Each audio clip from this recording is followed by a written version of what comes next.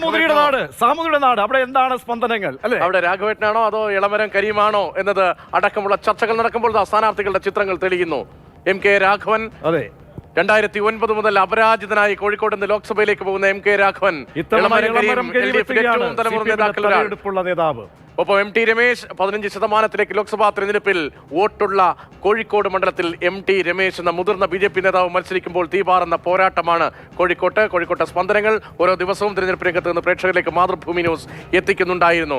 കഴിഞ്ഞ കാലങ്ങളിലെ ആ ചരിത്രം കൂടി നോക്കിയാലോ കൈപ്പള്ളി? കഴിഞ്ഞ തവണ 2009 തെരഞ്ഞെടുപ്പിലാണ് ആദ്യമായി MK രാഘവൻ മത്സരരംഗത്തേക്ക് കോഴിക്കോട്ടേക്ക് എത്തുന്നത്. അന്ന് ഹിസ്റ്ററിയാണ് UDF-ന്റെ 2014, 2009 രാഘവേട്ടൻ അവിടേക്ക് എത്തുകയാണ്. പിന്നീട് അവിടെ തേരോട്ടമാണ്. 338 വോട്ടുകൾക്കായിരുന്നു അന്ന് MK രാഘവൻ 2009 വിജയം. അത് PM മുഹമ്മദ് റിയാസിനെ പരാജയപ്പെടുത്തിക്കൊണ്ടായിരുന്നു MK രാഘവൻ അന്ന് പാർലമെന്റിലേക്ക് പോയത്. നേരിയ ലീഡിൽ, നേരിയ ഭൂരിപക്ഷത്തിൽ 838 വോട്ടെന്ന കേവല ലീഡിൽ ഭൂരിപക്ഷത്തിൽ അന്ന് ലോക്സഭയിലേക്ക് പോയി. 2014 വരുമ്പോൾ പക്ഷേ അവിടെയും വളരെ പ്രധാനപ്പെട്ട സ്ഥാനാർത്ഥി CPM-ന് വേണ്ടി CPM-ന്റെ ഇന്നത്തെ പോളിറ്റ് ബ്യൂറോ അംഗം ഒരു സ്ഥാനാർത്ഥിയായ വിജയരാഘവനായിരുന്നു 2014 LDF സ്ഥാനാർത്ഥി. 16,000-ലേക്ക് ഭൂരിപക്ഷം ഉയർത്തിക്കൊണ്ടായിരുന്നു കോഴിക്കോട്ടെ ജനങ്ങൾ അന്ന് MK രാഘവനെ ലോക്സഭയിലേക്ക് അയച്ചത്. 19 വളരെ തലയെടുപ്പുള്ള മറ്റൊരു നേതാവ്, മുൻ MLA കൂടെ പ്രദീപ് കുമാറിനെ കളത്തിലേക്ക് ഫീൽഡ് ചെയ്യും. ഒരുപക്ഷെ കോഴിക്കോട് കിട്ടാവുന്നതിൽ ഏറ്റവും മികച്ച സ്ഥാനാർത്ഥി അല്ലേ? മികച്ച സ്ഥാനാർത്ഥി ഇറക്കിയെങ്കിലും അങ്ങനെയാണ് ഭൂരിപക്ഷം വർദ്ധിക്കുകയാണ്. വീണ്ടും 85,000-ൽ പരം വോട്ടിന്റെ ഭൂരിപക്ഷം, 85,225 ഭൂരിപക്ഷവുമായാണ് 2019 കഴിഞ്ഞ ലോക്സഭാ തെരഞ്ഞെടുപ്പിൽ MK രാഘവൻ കോഴിക്കോട്ട് വിജയിച്ചത്. ഇക്കുറി എന്താകും അവിടെ സംഭവിക്കുക? നിരവധി വിഷയങ്ങൾ ഈ തെരഞ്ഞെടുപ്പിൽ കോഴിക്കോട്ട് ചർച്ച ചെയ്യപ്പെടുന്നുണ്ട്. ആ വിഷയങ്ങൾ എന്താണ്? വളരെ പ്രധാനപ്പെട്ട അടിയൊഴുക്കുള്ള വിഷയങ്ങൾ, സ്പന്ദനങ്ങൾ ഉള്ള മണ്ഡലത്തിൽ എന്തൊക്കെയായിരിക്കും ഇത്തവണ ചർച്ച ചെയ്യപ്പെടുക എന്നുകൂടി നമ്മൾക്ക് നോക്കണം. ഓരോ രാഷ്ട്രീയ വിഷയങ്ങൾ കൂടി സമസ്ത അത് ഇത്തരം വിഷയം അവിടെ ഫലം കാണുമോ? സ്ഥാനാർത്ഥികളുടെ സ്വീകാര്യത വളരെ പ്രധാനപ്പെട്ടതാണ് അല്ലെ? സ്ഥാനാർത്ഥികളുടെ സ്വീകാര്യത വളരെ വളരെ പ്രധാനമാണ്. BJP പിടിക്കുന്ന വോട്ട് എത്രയെന്ന ചോദ്യം വളരെ പ്രധാനം. കഴിഞ്ഞ ലോക്സഭാ തിരഞ്ഞെടുപ്പിൽ 14% മുകളിൽ 15-നടുത്തേക്ക് എത്തിയെടുത്ത് BJP ഇത്തവണ എത്ര വോട്ട് പിടിക്കും? CAA വളരെ വലിയ തോതിൽ ചർച്ച ചെയ്യപ്പെടുന്ന മണ്ഡലങ്ങളിൽ ഒന്ന്. സ്ത്രീ സുരക്ഷ അടക്കം വിവിധ വിഷയങ്ങൾ ചർച്ച ചെയ്യപ്പെടുന്നു. ഒപ്പം ഗ്രാമീണ മേഖലയിൽ എല്ലാ മണ്ഡലങ്ങളിലെയും പൊതുവിഷയങ്ങളടക്കം ചർച്ച ചെയ്യപ്പെടുന്നു. കേന്ദ്ര സർക്കാരുകളുടെ പ്രവർത്തനങ്ങൾ LDF-ന്റെ ഒരു ഈറ്റില്ലം എന്ന് വേണമെങ്കിൽ നിയമസഭാ തെരഞ്ഞെടുപ്പുമായി ബന്ധപ്പെട്ട മണ്ഡലങ്ങൾ നോക്കുമ്പോൾ പരിശോധിക്കാം. അവിടെ ഒരു മണ്ഡലം ഒഴിച്ച്, കൊടുവള്ളി ഒഴിച്ച് ബാക്കി എല്ലായിടത്തും LDF ആണ്. അങ്ങനെ നോക്കുമ്പോൾ ഇത്തവണ രാഘവേട്ടൻ എന്ന വളരെ തലയെടുപ്പുള്ള ഒരു നേതാവ് വീണ്ടും ഒരു ഹാട്രിക് അടിച്ചു കഴിഞ്ഞു ഒരു 4ാം തവണ വിജയിക്കുമോ എന്ന ചോദ്യം ഉന്നയിക്കുമ്പോൾ രതീഷ് കാണുന്ന ഒരു ഘടകങ്ങൾ എന്തായിരിക്കാം? അവിടെ ഏറ്റവും പ്രധാനം കോഴിക്കോടിനെ സംബന്ധിച്ച് ഈ പൗരത്വ ഭേദഗതി അടക്കമുള്ള സമരങ്ങൾ, അതിലെ പ്രക്ഷോഭം, ആരാണ് BJP എതിർക്കാൻ ഏറ്റവും ശക്തമായി മുന്നിൽ നിന്നത് എന്ന ചോദ്യമാണ് തിരഞ്ഞെടുപ്പ് പ്രചാരണം തുടങ്ങുന്നതിന് മുൻപ് തന്നെ അവിടെ ഉന്നയിക്കപ്പെട്ടത്. കോഴിക്കോട് കടപ്പുറത്തെ റാലിയൊക്കെ നമുക്കറിയാമല്ലോ. കേന്ദ്രത്തിനെതിരെ ശക്തമായ വികാരം ഉയർത്തിക്കൊണ്ട് LDF-ന്റെ റാലി, അതിന് പിന്നാലെ കോൺഗ്രസിന്റെ റാലി. കാരണം സംഘടനാ സംവിധാനത്തിലൂടെ പാർട്ടിയിലേക്ക് ഉയർന്നു വരുന്നു മുൻ വ്യവസായ മന്ത്രി, പിന്നീട് ഇപ്പോൾ അദ്ദേഹം പാർലമെന്റിലേക്ക് പോകുന്നു. അങ്ങനെ തലയെടുപ്പുള്ള സംഘടനാ സംവിധാനങ്ങൾ CPM-ന്റെയും LDF-ന്റെയും ശക്തമായി നിലനിൽക്കുന്ന ഒരു മണ്ഡലത്തിൽ എന്തൊക്കെയായിരിക്കാം ഇനി ഉണ്ടാകുക എന്നത് വളരെ പ്രധാനപ്പെട്ട കാര്യം. നിയമസഭാ തെരഞ്ഞെടുപ്പിൽ തൂത്തുവാരുമ്പോൾ, എല്ലാ മണ്ഡലങ്ങളും തൂത്തുവാരുമ്പോൾ ഒരിടത്ത് അല്ലെങ്കിൽ രണ്ടിടത്ത്, അതാണ് പതിവ് കോഴിക്കോട്ടെ, അങ്ങനെ മാത്രം UDF ജയിക്കുന്ന ഇടത്ത് എങ്ങനെയാണ് ലോക്സഭാ തെരഞ്ഞെടുപ്പിൽ സംബന്ധിച്ചോളം ഒരു ആക്സസിബിലിറ്റി, അതാണ് രാഘവേട്ടനെ സംബന്ധിച്ചത്. 2009 രാഘവേട്ടൻ അവിടേക്ക് വരുമ്പോൾ എനിക്ക് ഓർമ്മയുണ്ട് ഒരുപാട് എതിർപ്പുകളാണ്. ഒന്ന് അദ്ദേഹം ജന്മം കൊണ്ട് അദ്ദേഹം കണ്ണൂരുകാരനാണ്, പയ്യന്നൂരുകാരനാണ്. പിന്നീട് 2009 അവിടെ എത്തുമ്പോൾ ഒരുപാട് നെഗറ്റീവ് ഫാക്ടർ പാർട്ടിക്കുള്ളിൽ നിന്ന് പോലും ഉണ്ട്. രതീഷ് മനസ്സിലാക്കാവുന്ന കാര്യമാണ്. പക്ഷേ രാഘവേട്ടൻ വിജയിക്കാൻ കഴിഞ്ഞു, MK രാഘവന് വിജയിക്കാൻ കഴിഞ്ഞു. അത് കേവലം 838 വോട്ടാണ്. PA മുഹമ്മദ് റിയാസ് DYFIയുടെ നേതാവാണ്. നിരവധി വിവാദങ്ങൾ ആ കാലത്ത് CPM-മായി ബന്ധപ്പെട്ട് VS കൊളുത്തിവിട്ട വിവാദങ്ങളൊക്കെ നിൽക്കുന്ന സമയത്താണ് ചില ആരോപണങ്ങൾ മനസ്സിൽ എനിക്ക് ഓർമ്മ വരുന്നൊരു കാര്യമുണ്ട്. അത് അന്ന് എല്ലാ അർത്ഥത്തിലും മുഹമ്മദ് റിയാസ് ജയിക്കുമെന്നൊരു പ്രചാരണം അവസാന നിമിഷം വരെയുണ്ട്. കാരണം രാഘവനെ സംബന്ധിച്ചോളം പുറത്തുനിന്നുള്ള ഒരു സ്ഥാനാർത്ഥിയാണ്. ഒരുപാട് നെഗറ്റീവ് പാർട്ടിയിൽ നടക്കം വരുമ്പോൾ അങ്ങനെ ജയമുറപ്പിച്ച ഒരു സീറ്റ് പിടിച്ചെടുക്കുകയാണ്. പിന്നീട് കൈവെള്ളയിൽ, പിന്നീട് രാഘവേട്ടൻ കോഴിക്കോടിന്റെ മനസ്സ് ഏത് രാത്രിയിലും എപ്പോഴും സമീപിക്കാവുന്ന ഒരു നേതാവായി രാഘവൻ മാറിയിട്ടുണ്ടെങ്കിൽ രാഘവന്റെ ഒറ്റയാൻ പോരാട്ടത്തിന്റെ കൂടി ഒരു ഇക്കുറി ആ MK രാഘവനിൽ അർപ്പിച്ച വിശ്വാസം അത് തുടരുമോ കോഴിക്കോട്ടെ ജനത? അതോ LDF-നൊപ്പം ആയിരിക്കുമോ? നമുക്കൊപ്പം ആര്യയും ഒപ്പം CK വിജയനുമുണ്ട്. ആദ്യം എനിക്കൊന്ന് ആര്യയിലേക്ക് പോകണം ആദ്യം എന്ന് തോന്നുന്നു. കോഴിക്കോടിന്റെ ഹൃദയഭാഗത്തെ നഗരഹൃദയത്തിലെ ഒരു നഗര വോട്ടർ എന്നൊക്കെ പറയും. നഗര വോട്ടർ എന്നൊക്കെ പറയാം. ആര്യപ്പി മാത്രമല്ല, ആര്യപ്പി ആ മുക്കിലും മൂലയിലും ഒക്കെ തന്നെ പോയ ഒരു വ്യക്തി കൂടിയാണ്. ആര്യയ്ക്ക് അവിടുത്തെ സ്പന്ദനങ്ങൾ എളുപ്പം പറയാൻ കഴിയുമെന്നാണ് തോന്നുന്നത്. ആര്യ എങ്ങനെയുണ്ട് അവിടെ കാര്യങ്ങൾ?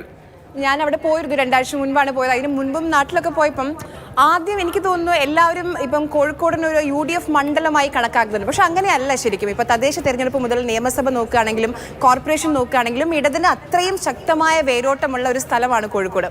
20 വർഷമായി ഒരു നിയമസഭയിലേക്ക് MLA അയക്കാൻ പോലും കഴിയാത്ത എത്രയോ സ്ഥലങ്ങൾ കോഴിക്കോടുണ്ട്. ആകെ ഇപ്പം നേരത്തെ പ്രതീക്ഷ പറഞ്ഞ പോലെ കൊടുവള്ളി മാത്രം, MK മുനീർ മാത്രമാണ് അവിടെ ഒരു 7 നിയമസഭാ മണ്ഡലങ്ങളിൽ 6 ഇടതാണ്. കോർപ്പറേഷൻ ഇപ്പം ബീന ഫിലിപ്പ് ഞങ്ങളുടെ മേയർ ഇടതുപക്ഷത്തു നിന്നാണ്. അപ്പം ആ രീതിയിൽ നോക്കുകയാണെങ്കിൽ ഇടതുപക്ഷത്തിന് അത്രയും ശക്തമായ വേരോട്ടമുള്ള മണ്ണാണ്. പക്ഷേ ഈ 2009 മണ്ഡല പുനർനിർണയം കഴിഞ്ഞതിന് ശേഷമാണ് കാര്യങ്ങൾ മാറി മറിഞ്ഞത്.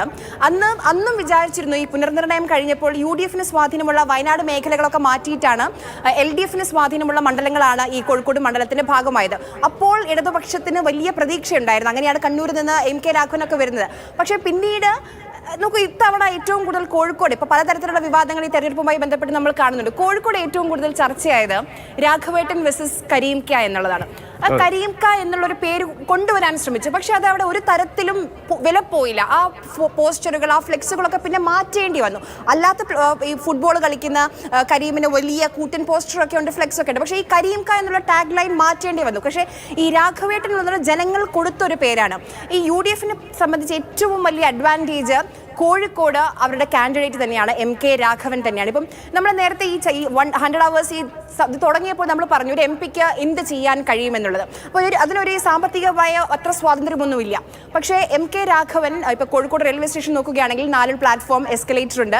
അത് മാത്രമല്ല ഇപ്പോൾ കേരളത്തിലെ വികസന സ്വപ്നങ്ങളിൽ നമ്മൾ ഏറ്റവും കൂടുതൽ ഉയർന്നു പറയുന്ന ഒരു പേരാണ് എയിംസ്. അത് കോഴിക്കോടാണ് അതിൻ്റെ സ്ഥലം, സംസ്ഥാന സർക്കാർ സ്ഥലം കണ്ടെത്തിയിട്ടുള്ളത്. അത് MK രാഘവൻ അത് വന്നിട്ടില്ല ശരിയാണ്, പക്ഷേ ഒരു ഡ്രീം പ്രൊജക്ട്, അത് MK രാഘവൻ MP-യുടെ ഒരു ഡ്രീം പ്രൊജക്റ്റ് ആയിട്ട് അവിടുത്തെ ആളുകൾ അതിനെ വിലയിരുത്തുന്നുണ്ട്. പിന്നെ accessible ആണ്, വലിയ രീതിയിൽ accessible ആണ്. ഏത് പ്രശ്നമുണ്ടെങ്കിലും അവർക്ക് രാഘവേട്ടനെ സമീപിക്കാൻ കഴിയും. ഇപ്പം എളമരം കരീമിന് അതുണ്ടോ എന്ന് ചോദിച്ചാൽ ഇല്ല എന്ന് തന്നെ വേണമെങ്കിൽ പറയും. ഇപ്പം എളമരം കരീം മലപ്പുറംകാരനാണ് ജനനം കൊണ്ട്. ഒപ്പം ആര്യ, എനിക്ക് തോന്നുന്നു രതീഷ്, അതായത് നമ്മൾ ഇത്രയും കാര്യങ്ങൾ പറയുമ്പോഴും സംഘടനാ സംവിധാനങ്ങൾ കരീമിനൊപ്പം വളരെ ശക്തമാണ്. അങ്ങനെയുള്ള ഒരു സ്ഥിതിക്ക് MT രമേശ് അപ്പുറത്തുണ്ട്. MT രമേശ് നിസ്സാരക്കാരനല്ല. BJPയെ സംബന്ധിച്ചോളം വളർന്നു വന്ന നേതാവാണ്. പിന്നീട് ജനപ്രതിനിധിയായി, മന്ത്രിയായി, ട്രേഡ് യൂണിയൻ പ്രവർത്തകനായി, ദേശീയ തലത്തിൽ പോയി പാർലമെന്റിൽ പല BJP-ക്കെതിരായ നീക്കങ്ങൾക്കും പ്രതിപക്ഷത്തിന്റെ സ്വരമായി എളമരത്തിന് മാറാൻ കഴിഞ്ഞു.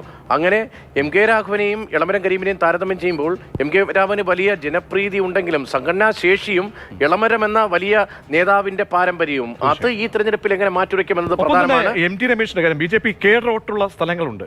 അതുകൂടി എത്രത്തോളം, കാരണം BJP പിടിക്കുന്ന വോട്ടുകൾ അത് ആരെ അത് റിഫ്ലക്ട് ചെയ്യാം. ഒപ്പം തന്നെ ഒരു ന്യൂനപക്ഷ ഏകീകരണത്തിലേക്ക് ഒരു വോട്ടുകൾ ഷിഫ്റ്റ് ചെയ്യപ്പെട്ടാൽ അത് ആർക്കായിരിക്കും അനുകൂലമാകുന്നത്. ഇങ്ങനെയുള്ള അടിയൊഴുക്കുകളും വളരെ പ്രധാനപ്പെട്ടതല്ലേ? എനിക്ക് തോന്നുന്നു കൂടി നമുക്കൊന്ന് പോകാം. CK, ആര്യ പറഞ്ഞപ്പോൾ MK രാഘവൻ എത്രത്തോളം ജനപ്രിയനാണ് അവിടെ എന്നതാണ് ചൂണ്ടിക്കാണിച്ചത്. ഒരുപക്ഷെ മറുഭാഗമുണ്ടല്ലോ, ഞാൻ സൂചിപ്പിച്ചതുപോലെ വളരെ കരുത്തനായ ഇടതുപക്ഷ സ്ഥാനാർത്ഥിയാണ് എളമരം കരീം. അക്കാര്യത്തിൽ ഒരു തർക്കവും സംശയവും വേണ്ട. സവിശേഷമായ രാഷ്ട്രീയം ചർച്ച ചെയ്യപ്പെടുന്ന ഒരു മണ്ഡലം എന്ന നിലയിൽ കൂടി എങ്ങനെയുണ്ട് അവിടുത്തെ പൾസ് എങ്ങനെയാണ്?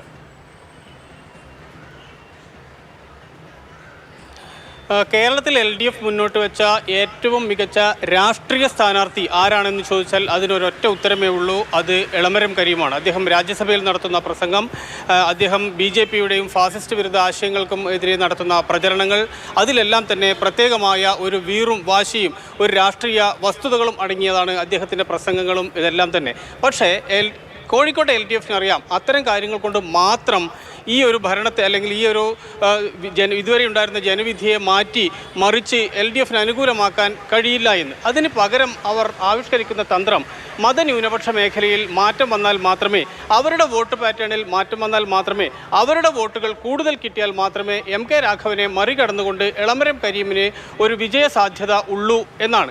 അതിൻ്റെ ഭാഗമായാണ് നേരത്തെ നമ്മൾ ആദ്യം മുതൽ തന്നെ പറഞ്ഞിരിക്കുന്ന പലസ്തീൻ റാലി ആയാലും അതോടൊപ്പം തന്നെ CAA ഉൾപ്പെടെയുള്ള കാര്യങ്ങൾക്ക് വേണ്ടിയുള്ള അവരുടെ മുന്നൊരുക്കം മുന്നൊരുക്കങ്ങളായാലും അതിന് എത്രയോ മറ്റ് ജില്ലകളിലൊക്കെ ചിന്തിക്കുന്നതിന് മുൻപേ തന്നെ അവർ കേരളത്തിൽ റാലി നടത്തുന്നു. ഇടതുപക്ഷത്തിൻ്റെ വലിയ നേതാക്കന്മാരെ കൊണ്ടുവരുന്നു. അതോടൊപ്പം തന്നെ മതന്യൂനപക്ഷ മേഖലയിലുള്ള പ്രമുഖരെല്ലാം തന്നെ ഒരുമിച്ച് അണിനിരത്തുന്നു. ആ കാര്യങ്ങളൊക്കെ നമുക്കറിയാം. അതുകൊണ്ട് ഈ മതന്യൂനപക്ഷ മേഖലയിൽ വരുന്ന മാറ്റങ്ങളെ എങ്ങനെ അനുകൂലമായി വരുന്നു അതനുസരിച്ചായിരിക്കും ഈ ഒരു അട്ടിമറി സംഭവിക്കുന്നുണ്ടെങ്കിൽ അത് സംഭവിക്കുക. അതിനുവേണ്ടി APCനിൽ വലിയൊരു വിഭാഗം LDFനൊപ്പം നിൽക്കുന്നുണ്ട്. EK വിഭാഗത്തിൽ നിന്ന് വലിയൊരു വിഭാഗം ആഭിമുഖ്യം പ്രകടിപ്പിക്കുന്നുണ്ട്. അത്തരത്തിൽ പല പല മേഖലകളിൽ നിന്നും പ്രത്യേകിച്ച് ഈ മുസ്ലിം മൈനോറിറ്റിയിൽ നിന്നും വലിയ ഭാഗം ഇടതുപക്ഷത്തോട് അടുക്കുന്നുണ്ട്. അതാണ് ഈ എളമരം കരീമിനെ സംബന്ധിച്ചിടത്തോളം LDFനെ സംബന്ധിച്ചിടത്തോളം കോഴിക്കോടുള്ള നെഗറ്റീവായിട്ടുള്ള ഘടകങ്ങൾ എന്തൊക്കെയാണ്? ഒരു പക്ഷേ അടിയൊഴുക്കുകളൊക്കെ നോക്കുകയാണെങ്കിൽ നമുക്ക് ഒരു അവസാന ലാപ്പിലേക്ക് എത്തുമ്പോൾ ചില കാര്യങ്ങളൊക്കെ നമുക്കൊരു മാധ്യമ പ്രവർത്തനം എന്ന നിലയിൽ ചിന്തിക്കാനും ഒക്കെ കഴിയുന്ന ഒരു നിമിഷത്തിലേക്ക് എത്തുകയാണ്. അപ്പോൾ MK രാഘവനെ സംബന്ധിച്ചോളം ഒരു നെഗറ്റീവ് ഫാക്ടേഴ്സ് എന്താണ്? MK രാഘവന് സത്യത്തിൽ നമുക്ക് അങ്ങനെ ഒരു നെഗറ്റീവ് ആസ്പെക്ട്സ് പറയാനില്ല. കാരണം അദ്ദേഹം ഏതെങ്കിലും ഒരു പക്ഷത്ത് നിന്നുകൊണ്ട് അതിശക്തമായ ഒരു നിലപാട് സ്വീകരിക്കുകയോ ആർക്കെങ്കിലും എതിരെ അതിശക്തമായ ഭാഷയിൽ പ്രതികരിക്കുകയോ ഒന്നും ചെയ്യുന്ന ആളല്ല. നമ്മൾ ആദ്യം മുതൽ തന്നെ പറയുന്നുണ്ട് രാഘവേട്ടൻ തന്നെയാണ്. ഇത് തന്നെയാണ് കഴിഞ്ഞ ഏതാനും നാളുകളായി കോഴിക്കോടുകാരെല്ലാം തന്നെ പറയുന്നത്. അദ്ദേഹം കണ്ടാൽ നമുക്കറിയാം അദ്ദേഹം അതിന് പറയുന്ന